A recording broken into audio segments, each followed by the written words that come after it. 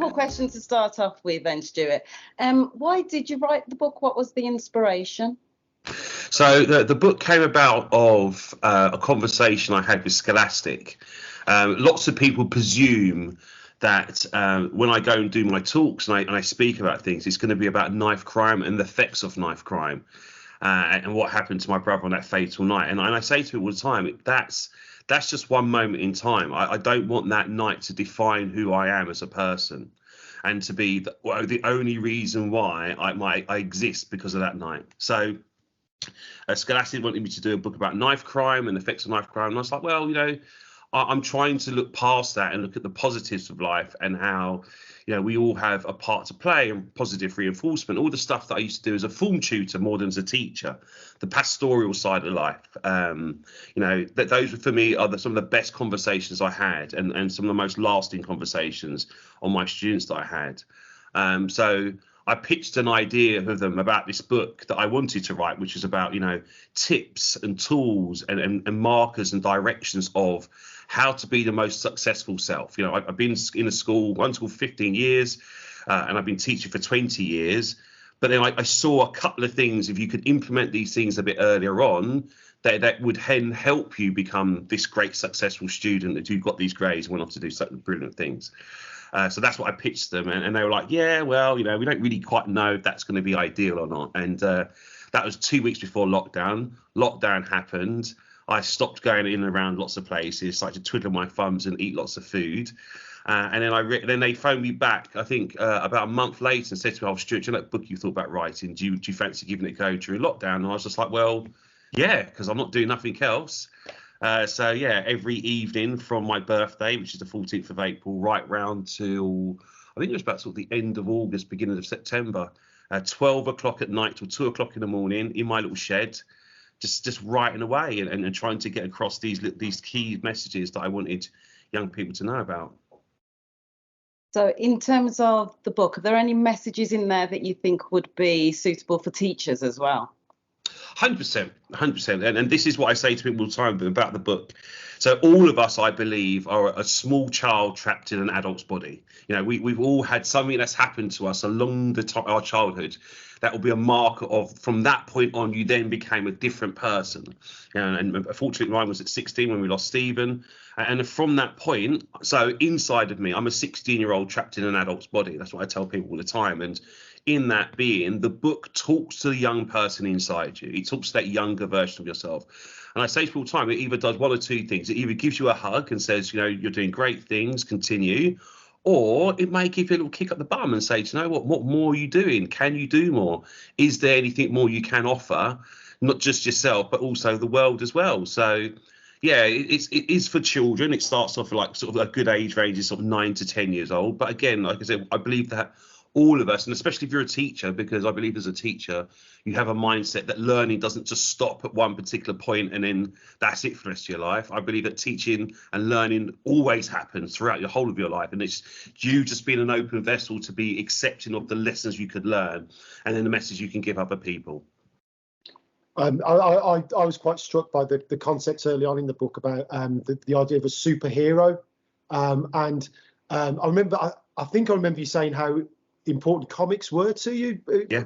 Back in, I remember, and I love that concept because often kids will look outside themselves for the superhero, and they look up to footballers, celebrities, models, etc. But you go straight to the heart of it and say for them to be their own superhero. So could you just say a bit more about that, please, Stuart? Yeah, 100%. So yeah, look, I do still read comics. Here's one on my desk. So I don't just talk about it. I actually do things as well. But yeah, so early on in life, we always are looking at others for guidance. So I talk about the book how, from a very young child, primary school, John Barnes was my idol. Like, oh my goodness, I love football. Here's someone that looked like me. I want to be John Barnes. And as the older I got, the more I realised I could never actually be John Barnes. John Barnes is a single vessel of himself. As much as I want to emulate or do things like him, I can never be John Barnes. So in that fact, someone said to me after I finished university that if you spent those last 3 years, Stuart, working on yourself, you'd probably be a bit further ahead than anyone else would be. And I thought to myself, well, he's got some sort of point there, really, because I am the vessel that's going to be selling myself to other people. I'm the person that's in work. I'm the person that's presenting myself. So if I don't work on myself and know how to show the best version of me, then who's going to want to interact with me? Who's going to want to be sitting next to me? Who would want to be part of their team? So I then started to encourage other people, like, how much can you work and develop on yourself? Stop looking at these other people who are great people in their own rights, who've worked really, really hard to get where they've got, but if you listen and speak to most of them, they always will say, yes, I had admirations of people, but I had to find and to put down my own pathway. A lot of them will say that, and that comes through mostly hard work and dedication to one thing. So that's what I try to encourage students to do. Find one thing that you're really passionate about, or you'd like to know more about it, and just focus on that for a while. And what may happen after a while is that may change or develop into something else, or go from different directions. And again, that's fine. But as long as you solidified yourself for a great foundation of knowledge, information base, then going on to something else is only going to build on the good information that you've got from the start. And there's going to be some people that are listening to this interview that won't know that much about you. In terms of your journey, are you able to tell us about your journey from back in the day when you were a little child to where you are now? Yeah, sure. So I was one of three, born in southeast London. Mum and dad. My mum worked at my local primary school as a teaching assistant, and my dad was a painting decorator who worked 6 days a week, from very early in the morning to very late at night. And we was a family concept of hard work, hard work, education, education, education. That was my mum's mantra. So my early childhood at school, I really enjoyed school. I did enjoy that environment. One of the most common comments about Stuart as a child was, really great, lovable kid, but his lack of concentration sometimes puts him off. And so, the stares I used to get from my parents, that parents even like, why are you not concentrating? Why are you not trying really hard? And me looking back going, I am trying my hardest. I'm trying my best. It was a common theme right all the way through to secondary school, right through college. And it wasn't until I was at university that I found out I was dyslexic, which then understood the reasons why, the concentration things, because the effort was something I never would be lacking in, but it would just always be like really hard to apply that effort into focus into something. So I didn't find that out until I was 22. And then like the last year of secondary school at 16 is when we lost Stephen to a knife crime. And that was at April before I took my exams in the May, June and July. Now, at that point, lots of people were saying to me, Stuart, just take some time out. You don't have to do it now. Did it. And I was like, no, I'm going to do this now. I'm fine. And on reflection of that, maybe I should have taken some time out. Maybe I should have done something a bit different, but I didn't. I didn't get the grades I was anticipated to get, which then put me that one step behind some of my peers who did get their grades and was able to move on to their A-levels and those next level courses. I took a year just to solidify, and I left my sixth form and went to the local college because I just wanted a bit of a change of environment. And in that change of environment, I had to grow up really quickly. You go from an environment where you're calling people Miss and Sir to their first names, and there's lots of adults in the room as well. So that's a big growing up lesson. And then from there, I just pushed on, and graphics and art was something really interested in me, and that's what I studied at college, and that's what I studied at when I went to university. I did a graphic communications degree in Northampton, and again that was a great experience. My grandma and my great aunt lived in Northampton, so I was away from home but not away from home, because I still had family in the area. So those 3 years were great in growing up out there as well. And then I came back to London thinking I was going to be a high-powered civil servant, because I worked in the civil service for a couple of years as well. And then 9/11 happened, and that shook my world again about how the fragility of life and how life was really short, and what impact are you having, who's seeing or knowing what you're actually doing. And in the Home Office as a civil servant, not many people know what they actually do and how much they actually impact our life every day. So I quit that, and then the head teacher of my school that I spent 15 years at was a family friend, and she said, oh, Stuart, I hear you're not doing much at the moment. I know you've done a graphics degree. The girls really are interested in graphics, this new thing called graphics. Would you come and teach? And I was just like, well, who wants to be a teacher? Like, how fun is that going to be? But then that was something that everyone always used to say to me. I just had a great art of communicating and sharing ideas and talking to people and explaining things. So I'd always had through my education life people saying, Stuart, you'd be a great teacher. So I thought to myself, how bad could it be? Let me give it a go. And how easy is this going to be as well, teaching girls? And so I went into that environment, and baptism of fire. It wasn't as easy as I first thought it was going to be, and a couple of years of really trying to find my feet, and I eventually did. And I have to give a massive shout out here, because again, it was a book that helped me find my feet. It was called Getting the Buggers to Behave by Sue Cowley. I'm glad you both nodded. We know that one. Yeah. And it talked about teaching styles and about how you have to put this persona on, and it's not really you when kids are being horrible. And it's just trying to separate. And that for me was really hard, because I've got such a likable characteristic about myself. I just want to be liked by everyone. So when these young ladies were saying, "No, I don't like you," and I was just like, "What have I done? Why am I such a horrible person?" sort of thing. So that massively helped to get my own teaching style. And then from that point, I became Mr. Bamboo. So I was really strong, really resilient. I could be bent in any direction I wanted to go, but I can't be broken. There are rules and procedures where, I cannot be broken on this. And once I started to use that as a mantra going forward, teaching became a lot more easier. And I really, really enjoyed the 15 years I was in one school. And then I spent 5 years supply teaching in and around Southeast London. After that, I did until we've got to this point now. Sort of like 2018, I sort of like started to slow down a bit more, part-time taught. And now in 2020, I sort of said, "You know what, I'm going to stop completely now and take my other phase of life a bit more seriously." Very interested. I'm very interested. Yeah, I'm interested in that too.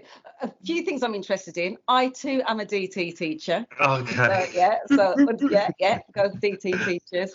And I too was at my first school for around 15 years. So that's quite interesting in itself. I do have another question for you. One of the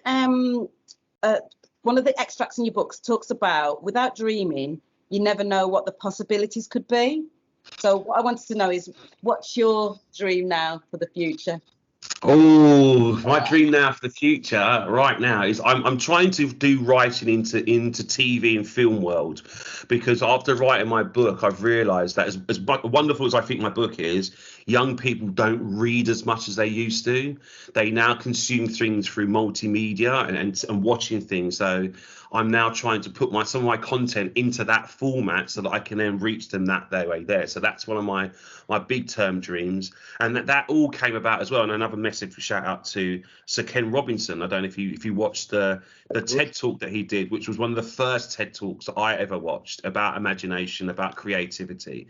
And I was just blown away when I watched this. And I was just like, wow, like, why is this guy not the forefront of English and England and Britain's education system with his ideals and his concept about where education should be taken?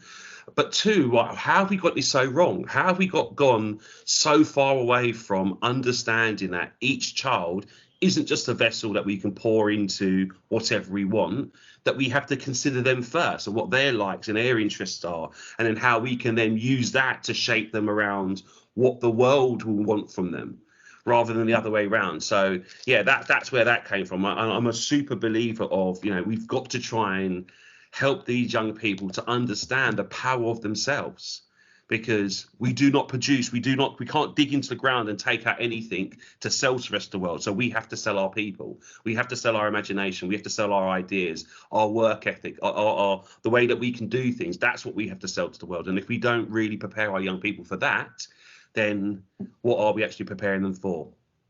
I mean, it's an interesting point that you make there, Stuart, because there was a time when Ken Robinson was at the forefront of education, but then things changed, don't they? And unfortunately, that kind of idea about creativity and skills in particular kind of took a bit of a backseat.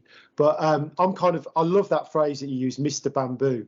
And I think, it's a wonderful concept. I talk about flex and bend and stickability, but we're talking about resilience, aren't we? And it's clear that it's about inside work. It's about doing that self-reflection and knowing yourself. It's about finding something, meaning and purpose.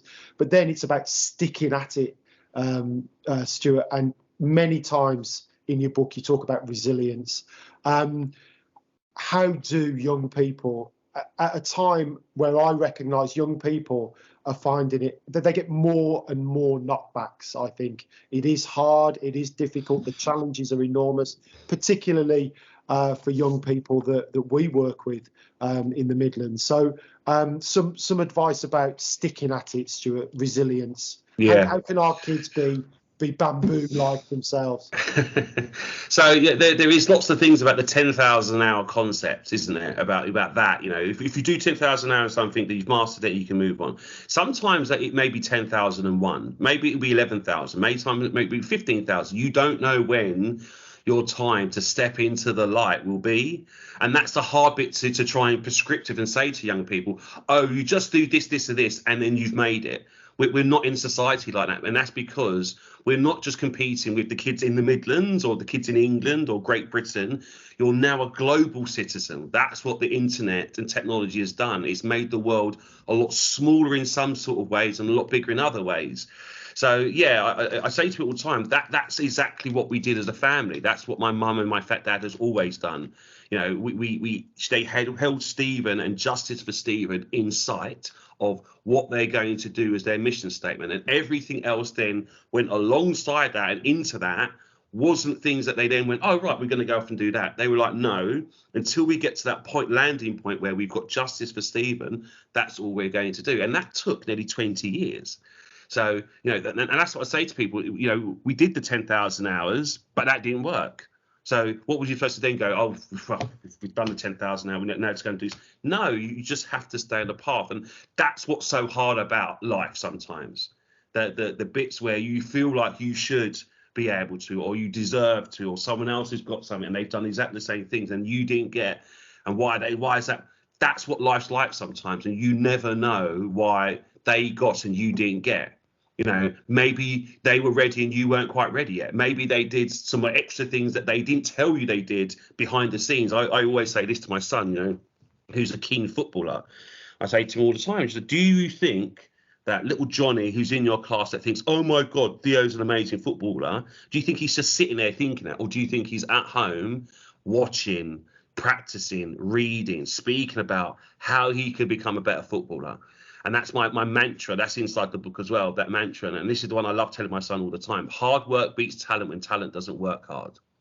Because that's what, you speak to any successful person, anyone that's so-called made it, and you ask them, what's the key to success? What's the magic bullet? Hard work. Hard work. That's it. And it's so hard to hear that and accept that that's all it is. But that's what it is. It is just hard work. And when those no's are, when people say no to you, it just means no, not now. Not no, never. Just no, not now. So it's to keep on going, keep on going, keep on trying. And I think, hard work it's a tough sell, isn't it? Because it's not glamorous, it's not glitzy, it's not punchy magic bullet. It's just hard work, kids, I'm afraid. Yeah. But that's the problem with society and social media. You know, when I try my best when I go on there to show everyone. So, you know, for instance, I still take the bus. I'm still on the trains. I still walk places. Like I was stuck in Cheltenham during this train strike. And I say to people all the time, if I was some sort of glitzy famous person, I would never have been stuck. Because I would have made a phone call, someone would have organised something, and I'd have been airdropped. Someone would come down, pick me up, and take me away. But I wasn't. I wasn't able to do that. I had to then stay the evening and to work out through train travel, but to get home rather than going, oh yeah, problem, click my fingers, poof, I disappeared. And when you get to a certain spectrum of your life, you can do that. And people have those sort of access and those, but I don't. So therefore, you know, what I always say to people is I'm trying to be as real as possible in everything that I do. And yes, I will sometimes go on there half eating a packet of crisps because I'm run out of a meeting, or my hair might not be properly done, or I might have a stain on my jumper. That's life. That's my life. That's my reality. I don't live in some glossy, super polished, you know, oh, no, don't, that didn't quite work out. Don't show that. delete that, take that video again because I made a mistake. No, I like to try show everyone mistakes, warts and all. I do. Can I just pick up with one thing on yeah. that? Because I just think that often young people get the idea that they need perfection. It needs to be perfect, and they get trapped by perfection, and that generates fear around making mistakes. And it's there's a message in there, isn't there, about you have a go and you practice, and you may not get it right first time, but that's an important message for young people to hear, because so often they get judged quite harshly for their mistakes. And Yeah, no, see, I like the Michael Jordan quote on that, but about the 50,000 shots that no one else sees him takes for the one 3-point or the one shot that he has to hit at the buzzer. Like, no one is, and again, we've got to get better as adults, showing our young people the hard work it takes to get to somewhere. I think that's what we don't do enough. A lot of it is, I'm here. Well, no, because that here became before, 10 times you fell over, 10 times you made mistakes, 10, and perfection doesn't exist in my world. We're not robots, we're human beings. So therefore we are going to make mistakes. In failure, the fail part is first attempt in learning. Like, you go back to, the very first time you tried to walk, I bet you a fiver and all the ice cream in the world that the very first time you was able to try to walk, wasn't successful the first time. I bet you fell over and fell on your bum and tripped over and slipped, and that's that. But again, in that, you didn't go, oh no, do you know what? That's too much hard work, that walking things. I'm going to stop now. No, you picked yourself back up again. You went again because everyone around you was doing it except for you. So therefore you had to find a way. And that's what life's like sometimes. If you want to do something everyone else is doing, then you have to find your way, not their way, or the way maybe saying something, just your way. So going back to hard work and that failure, what is it that you have failed at lots and lots and then still been successful? What have you achieved? Wow. So like I said, I failed my GCSEs. That was a very first failure, and that was massive because, again, with having an older brother, the benchmark was always to try and get as good, if not better, than he did grades. So that was my very first failure, and in that, I definitely could have been like, oh, my life's so bad, it's all their fault. No, I said to myself, right, what have I got to do to make sure that I'm in the right frame of mind to be able to accomplish the goals and dreams that I have? And that was, like I said, that meant leaving my sixth form, the comfortable surrounding where everyone knew everyone knew me. It was only 5 minutes up the road from where I lived, my school was, to going to getting on a bus. Like I said, calling teachers by their first night, surrounded by adults constantly, and having to really up my game. That was something else that I had to learn there. So I always say to people that there's lots of things I fail all the time. Like, I've just finished I'm writing my second book now, and I've written my first draft. There's bits in that's wrong. Like, my editor's come back and gone, bit like I was at school again with the English teachers, they read pens. But again, I don't take it as a criticism. I take it as, right, she's trying to get the best out of me. She wants this book to be the best it can. I need to make these changes for it the best it can be. And that's, again, why I love feedback. I love people saying to me, oh, Stuart, you've done this, but in that feedback, I'm developing and growing and I'm getting better. So I'm always accepting of people's ideas, information, points of view about things I say and do, because in that I can go, yeah, do you know what? You've got a good point. Or I might go, do you know what? Nah, I'm all right. I think I'm still doing it okay. And then move on. But at least hearing it, accepting it, contemplating it allows me to make a judgment. If I just go, whatever, straight away, then I'm being a closed vessel. And that's what I said to you about learning and about developing and teaching others. I feel a vessel of a two-way street, and I'm always open to learn new things. I'm never going to be the complete article. Lovely. The other thing, going back to hard work and being a parent can be hard work, as we all know. Do you have any tips for those parents that might be struggling at the moment with teenagers? 100%. And again, that's the reason why I say about the book, because in my family household, we do good cop, bad cop. I'm bad cop. You know, I'm in full say, and from the age of 0 to 10, I'd always say to myself, he'd ask me something, my first answer before he even finishes a sentence would be no. Can I? No. May I? No. Straight away. And then that really, for me, in the early part of it, was quite easy to do. And until it got to the point where he then said to his mum, I'm not going to ask my dad because I already know what the answer is going to be. So I changed tact with him and I said to him, give me a reason why I should say yes.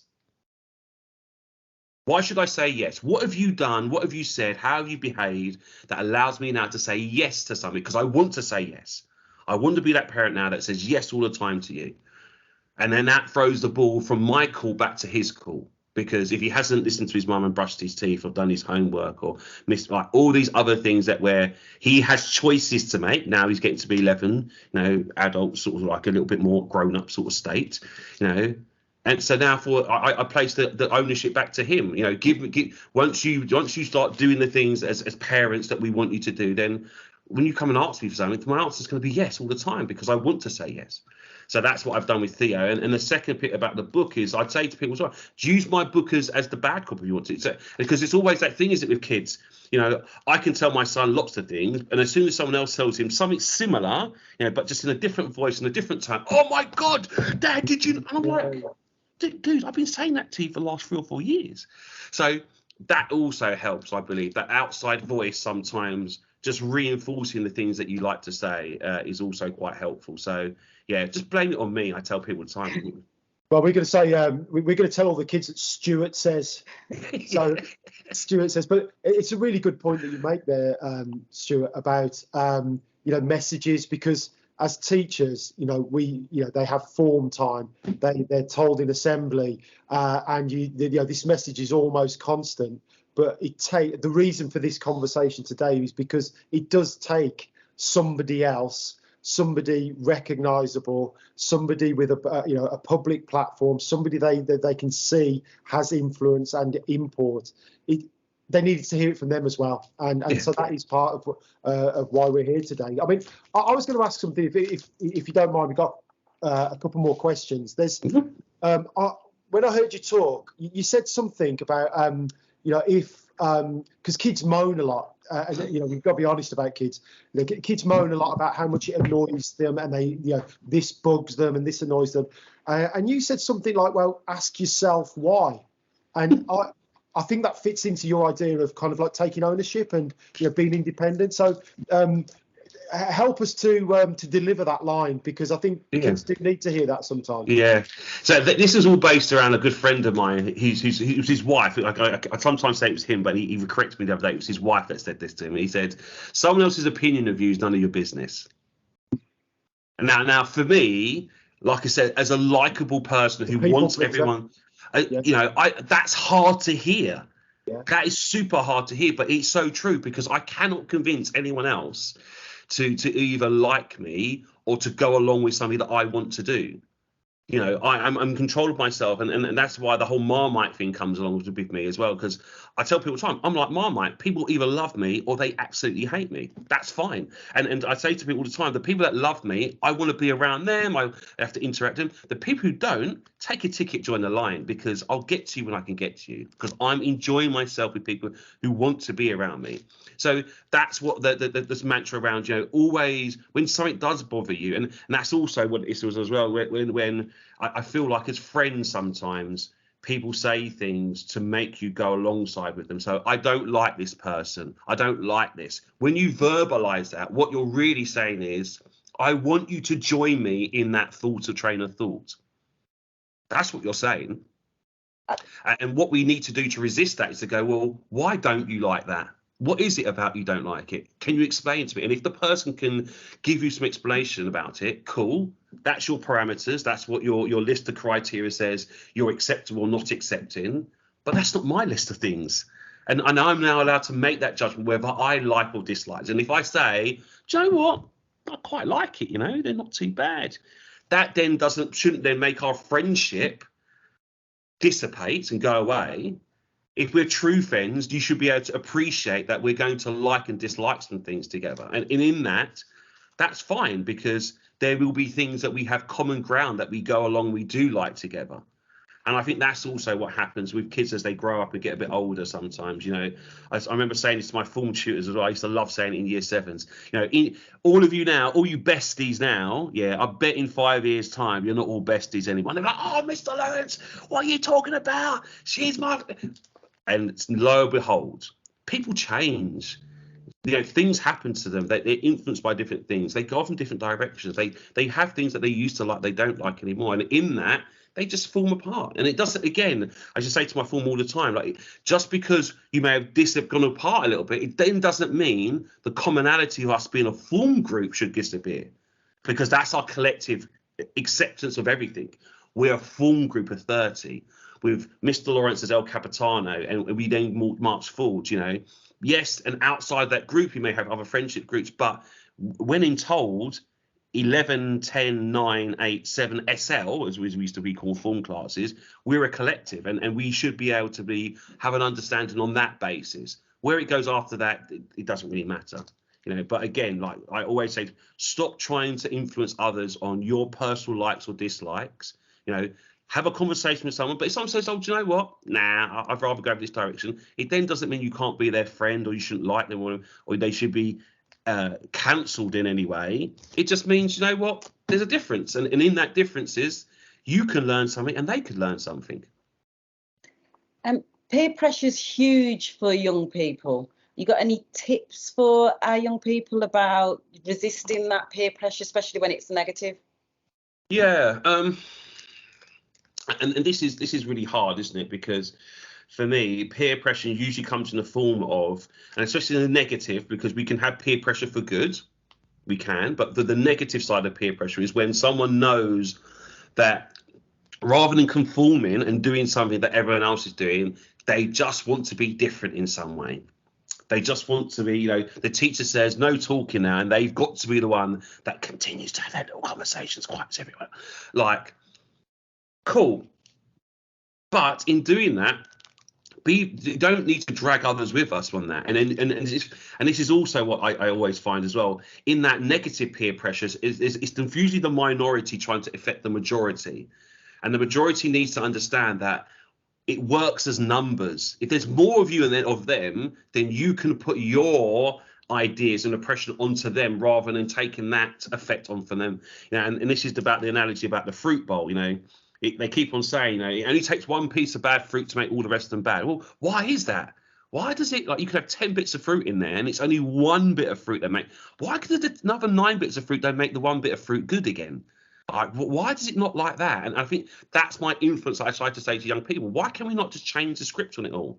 Rather than letting this one person with their negativity, you know, to bolster everything, and everyone just goes, oh, gee, do you know what? Rather than someone just having a quiet word and going, do you know what? It's not cool. I know you think it's funny. I know you think, please don't, because you're affecting everyone. And in that little conversation amongst themselves, I find sometimes that's the best way to resolve things, rather than, you know, the adult always having to be the person or author orientation down. You know, we them as young people can police themselves pretty well, as long as they allow each other that space to be able to be policed, I believe. Yeah. Just in the book, you I think did you actually meet Nelson Mandela? Was that? Yes. Yeah. I mean, there's so much to take from, and I do believe that there's you know, figures like Nelson Mandela are worth studying. You know, how they coped with the enormous hardships that he experienced in his life, and still came through and was a leader that we can all admire. Took a very different path as a leader than he might have done as well.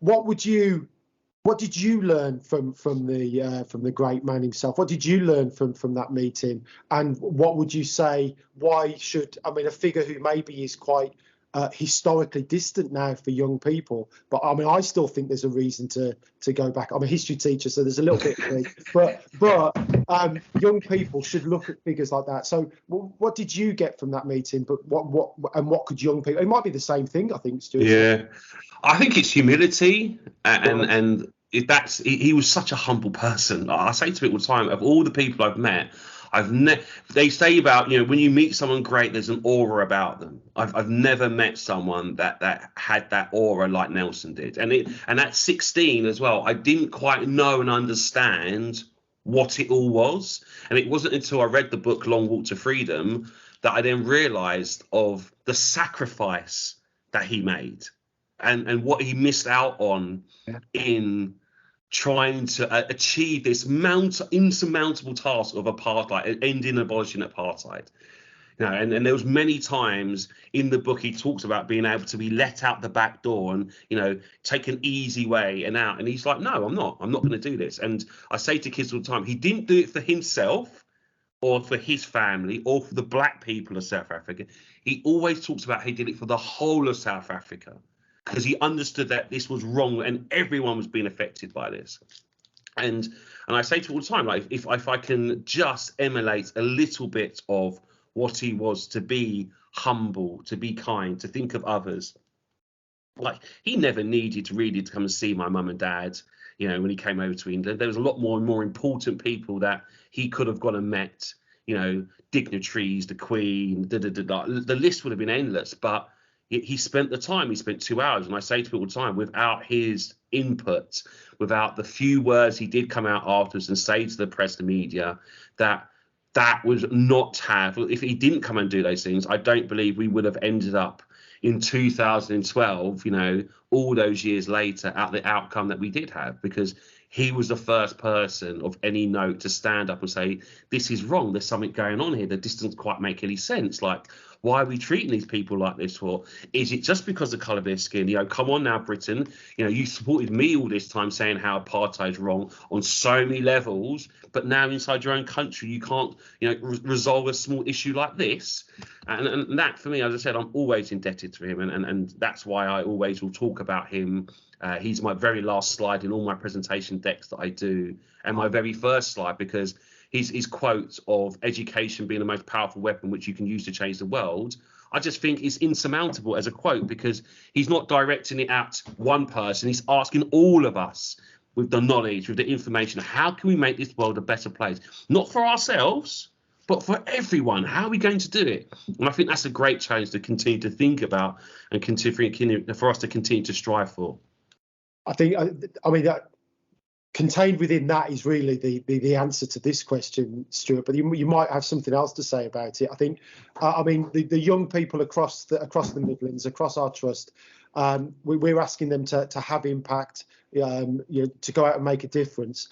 And for some of those young people, it might be the first time somebody from their family, for example, has stayed in the sixth form, maybe gone to university, maybe considered a profession as opposed to something else. And that takes enormous courage, I think. I never underestimate how brave you have to be to make those sort of life decisions. What can you say to those young people who are stepping into spaces where their family may not have stepped before? Yeah, 100%. And I love the saying, we stand on the shoulders of giants. Like, all of us are trying to progress and move ourselves through this thing we call life. And I believe that we're all standing on the shoulders of giants. So if you're the very first one to go to university, or like you said, to stay on at sixth form, you are standing on those that went before you that may have not had that opportunity to do that. And this is what for me life's about. We always are trying to do and be better than what has been previous before us. And that's why history for me is such an important subject, because if you don't know where you've come from, then you don't know where you're going to. So that's really important, to understand what came before you so that you can push yourself forward. And again, the pathways of life are never easy. And to be the first one in doing something is great, because again, hopefully in years to come, you will be the giant that someone else is standing on those shoulders of. That's what it is, isn't it? And as long as we keep on progressing, keep pushing boundaries, keep saying there must be more, I can do more, I want to be better, then we will continue to progress through, because there's still problems and issues in this world that I believe that us human beings can solve, as long as we're given the space and parameters to be able to solve them. Because like I keep on saying to people, there are bigger problems on the horizon that we're going to have to sort out. The environment, You know, where's all the water coming, fresh water coming from? How are we going to feed everyone? Those three things there are big world global problems that we all need to plug in, support, and somehow stimulate, because otherwise we're not going to be here to be able to move on, to do these great jobs, to have these nice houses, to have the flashy cars and the great holidays and the flashy, all those other succeeding things that are material things that we want are unable to happen unless we have an environment to live in, to work and breathe, you know, water to feed ourselves, to nourish ourselves, and food to feed ourselves. Like, they're the only three things in that life that are absolutely cornerstone necessities to make it. So I think that sort of brings us quite nicely round to back to the beginning. And part of the title of your book is Silence is Not an Option. Why? Well, I have to be honest with this. I didn't actually like the title when it was first proposed to me, because it has such a caveat.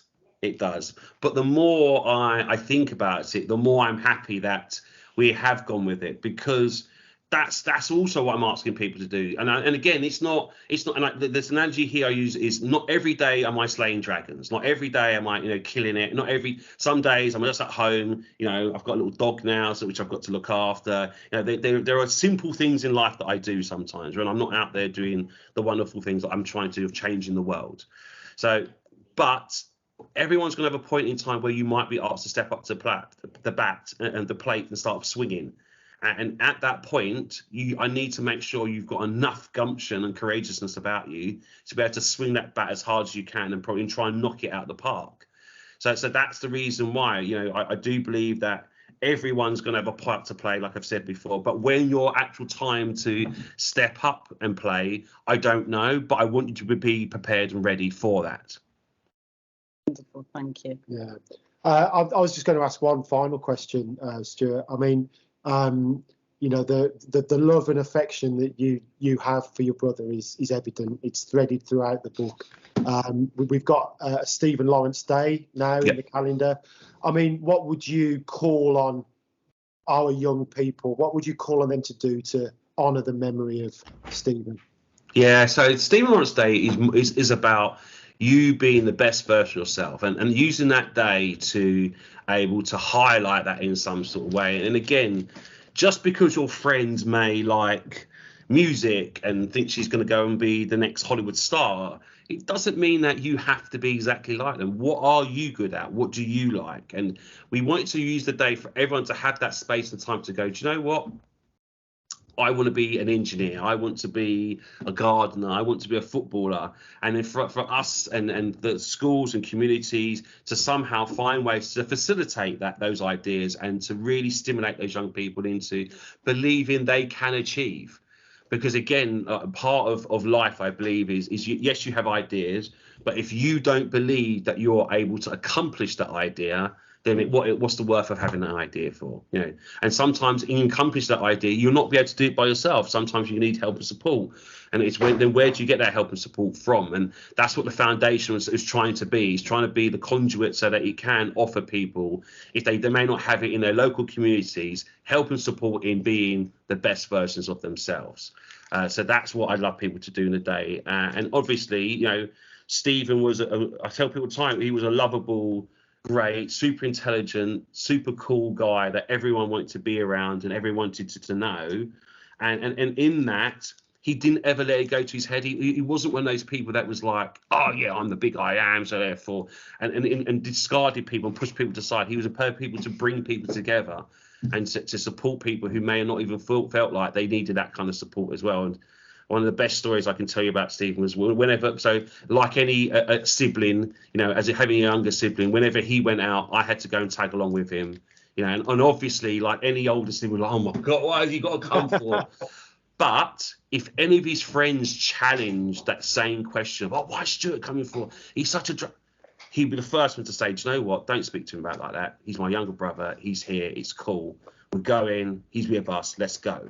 And just that feeling there of going, wow, like, I know he doesn't really want me here, but he'll never let anyone else know that he doesn't want me there. Was such an endearing thing about who Stephen was and what he stood for. Amazing. That's brilliant.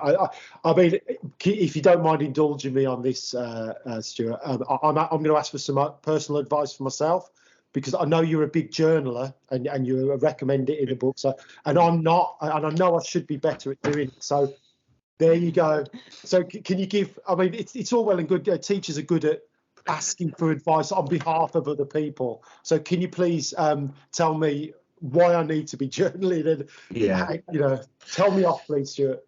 Well, basically, journaling is good. It's because you're committing things to two places or two different parts of your mind by writing.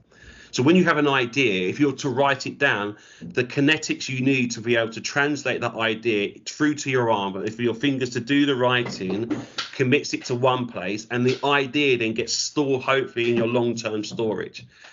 So that's why journaling is good, because most what happens with people, and the reason why we get confused or we get distracted, is because something's going on in our mind and we're supposed to be doing something else and we don't want to forget it because it's super important. It's really, so therefore it distracts us. Whereas I find if you write it down in a book or on a piece of paper somewhere, you can never forget it. You can go back to it. So that's why I believe that journaling is important. And what I don't do, I can show you, is I don't commit to like a diary sort of form. So they're not dates. It's just blank bits of paper that I write in. And some days I might not write nothing. But then, that's fine, because if you have a diary where it's got, and you miss a day, the anxiety, oh my God, what did I do the other day? That in itself is quite an arduous task. So I don't make it a task.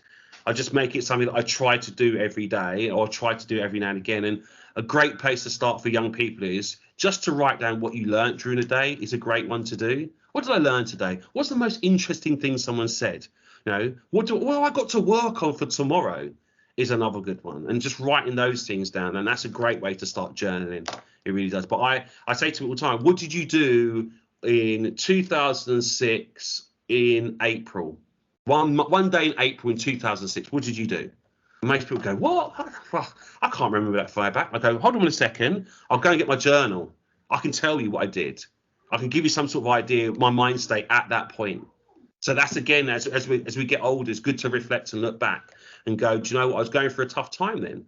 It was really, really hard then, but look where I am now. That's also what journaling is good for as well, I believe. I take on the good advice, Stuart, and I've also got now that Stuart says. So I've got that I've got that in my ears as well. I mean, I'm happy to leave it. That's the thing. Have you got one? I've got a question that's completely off topic. Sort of brings us back to the beginning of the interview, in that you're obviously a massive professional football fan. World Cup is coming up on Sunday. Yeah. In Qatar, opinions?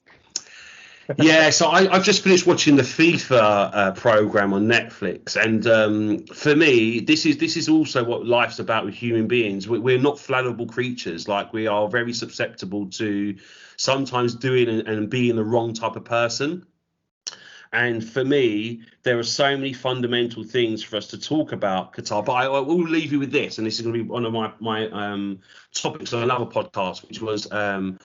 Again, like you said, I'm a massive football fan, and so I was doing my usual scroll of my different sites. I look at football stuff, and then the headline was Klopp says players are not politicians, and I was like, what? How? I was really disappointed. I was like, oh, Klopp, really like Klopp. I think he's a really intelligent guy. He speaks on all different topics, not just football as well. And I was like, why has he said that? Why has he really confined people into, this little box? Anyway, I was a bit more sort of susceptible going, let me listen to the interview myself. So I pressed play in the interview. And anyway, he didn't say that. He didn't say, he was paraphrased, like I was paraphrased the other day, and that's another story as well. But anyway, so he's paraphrased. And what he actually said was, why are you reporters asking me this question when you've known for the last 6 years or 8 years that this World Cup's going to Qatar, and you know all the horrific things that go there, and you never wrote about it in your newspaper. But now you want to come to me and ask me weeks before this competition starts about what my opinion is. He went, go away, don't ask me that opinion.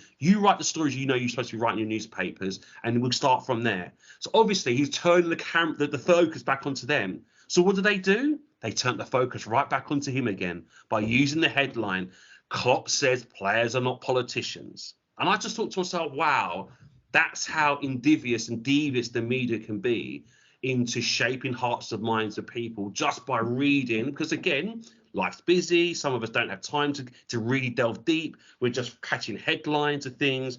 That would give you an impression that Klopp's not supportive of the players speaking up in Qatar, when he is. But he said, before we even got there, you had a job to do first. And I think that's also what's great about human beings. We all like to move the focus onto someone else and make it look like it's their issue to deal with, when really and truly it's all of us to deal with. And yeah, so, you know, again, Qatar, World Cup being in Qatar isn't the Qatarians' fault.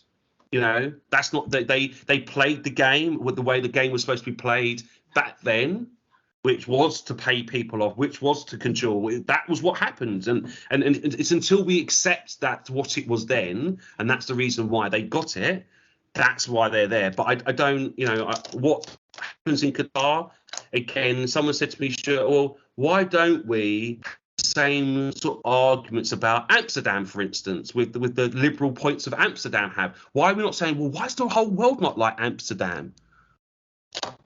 We don't say that, do we? We just accept that when we're in Amsterdam, there's things that we can do in Amsterdam that you can't do in the rest of the world.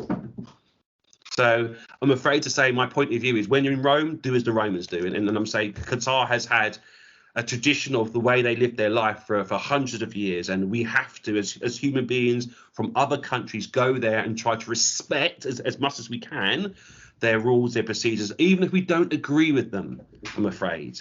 And all we can then do is, in that, try to exchange and try to share some of the things that we do in our country that we believe are better or simpler ways, or more conducive ways of living life. Wonderful. Thanks ever so much. Political answer there. Well, it is really complicated. Yeah. I mean, I'm caught a little bit because I find modern football deeply frustrating. I have done for a while, but my son's 12 and he's so excited about this World Cup. You know, for him, it's all those players he sees on FIFA on his telly 3 times a day. You know, it's like unbelievable, and he's interested in the history of it. And yeah, but he's not. You know, he is aware that there's problems with it, but the joy that the excitement he feels for the football, and I'm just going to try and tap into that. I mean, you know, you as adults, we know there's a problem with it, but I'm going to try and see it through Sam's eyes. It's football, you know. Yeah, 100%. And you know, superstars will emerge. Messi's last one. You know, we're going to see these players maybe for the last time on a big. 100%. You know, and then the stories that will come from Wales. You know, maybe from Ghana. You know, somebody might actually just, you know, get to a semi. Yeah. Take a big scalp. You know, that's the beauty of it, isn't it? It's just going to be strange watching it in the dark in November. But yeah. I mean, thanks ever so much for making the time, Stuart. No worries. Lovely to hear your wise words. And, you know, we're going to use this in the trust as really a training tool. Staff and students can hear this. We've got the book. We've got plans for the book as well. So, we have. Yeah. So thanks ever so much. Have you got a busy day ahead? I've got. What have I got? Me kidding there. Walk the dog, Stuart. Don't forget to walk the dog. No. Yeah, well, no. I've got another podcast. The dog, I think he's been on his walk today. I think my wife's taken him on the walk already, so I don't have that one to do. Yeah, so I've just got another podcast which someone's just texted me to say they're waiting for me, so I've got to go jump onto that. But yeah. Listen, guys, but if there's any more stuff around the book and stuff, please keep me informed. As I said, and now that I'm travelling around, you know, I'm sure that if there's a way to try and actually see people in person, that'd be great as well. That'd be lovely, Stuart. If ever you're in Tipton.